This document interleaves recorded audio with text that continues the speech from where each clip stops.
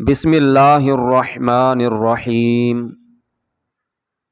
میں نے پوچھا اعظم چاچا، کل میرے گھر میں افطاری ہے، تقریباً 50 احباب ہوں گے، مجھے پکوڑے چاہیے، آپ کو ایڈوانس کتنے پیسے دے جاؤں؟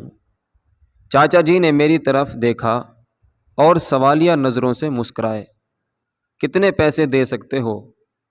مجھے ایسے لگا جیسے چاچا جی نے میری توہین کی ہے۔ مجھے ایک عرصے سے جانتے ہوئے بھی یہ سوال بے محل اور تضحیک تھی۔ میں نے اصل قیمت سے زیادہ پیسے نکالے اور چاچا جی کے سامنے رکھ دیے۔ چاچا جی نے پیسے اٹھائے اور مجھے دیتے ہوئے بولے، وہ سامنے سڑک کے اس پار اس بوڑھی عورت کو دے دو، کل آ کر اپنے سموسے پکوڑے لے جانا، میری پریشانی تم نے حل کر دی۔ افطاری کا وقت قریب تھا اور میرے پاس اتنے پیسے جمع نہیں ہو رہے تھے کہ اسے دے سکتا۔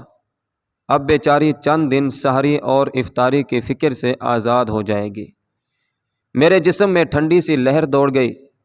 وہ کون ہے آپ کی؟ میرے منہ سے بے اختیار سوال نکلا۔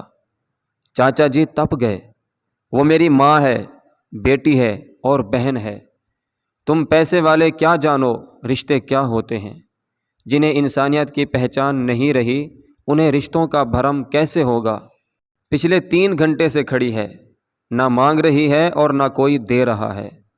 تم لوگ بھوکا رہنے کو روزہ سمجھتے ہو اور پیٹ بھرے رشتہ داروں کو افطار کرا کے سمجھتے ہو ثواب کما لیا۔ اگر روزہ رکھ کے بھی احساس نہیں جاگا تو یہ روزہ نہیں، صرف بھوک ہے، بھوک۔ میں بوجھل قدموں سے اس بڑھیا کی طرف جا رہا تھا اور سوچ رہا تھا، اپنے ایمان کا وزن کر رہا تھا۔ یہ میرے ہاتھ میں پیسے میرے نہیں تھے، غریب پکوڑے والے کے تھے۔ میرے پیسے تو رشتوں کو استوار کر رہے تھے۔ چاچا جی کے پیسے اللہ کی رضا کو حاصل کرنے جا رہے تھے۔ میں سوچ رہا تھا کہ اس بڑھیا میں ماں، بہن اور بیٹی مجھے کیوں دکھائی نہیں دی؟ اے کاش میں بھی چاچا جی کی آنکھ سے دیکھتا، اے کاش تمام صاحبان حیثیت بھی اسی آنکھ کے مالک ہوتے۔ ایک بار درود شریف پڑھ لیجئے، صلی اللہ تعالی علیہ وآلہ وسلم۔